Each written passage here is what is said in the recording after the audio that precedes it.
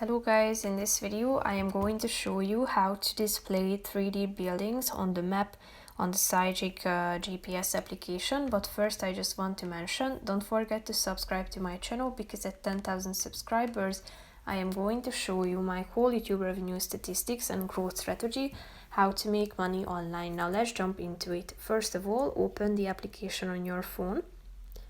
After that you should tap on this menu icon in the upper left corner of the screen, click on Settings, then tap on View and Units within the General section, that's the fourth option, and click on Buildings, Show 3D Buildings, that's the second option. And here you can tap on this Show 3 Buildings button at the top of the screen in order to display them on your map while using the application.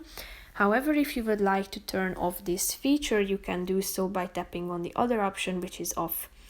The checkmark icon always appears next to the option that you have selected, so tap on the back button and now you are done. That's pretty much it for this video, guys. See you in the next one. Bye bye.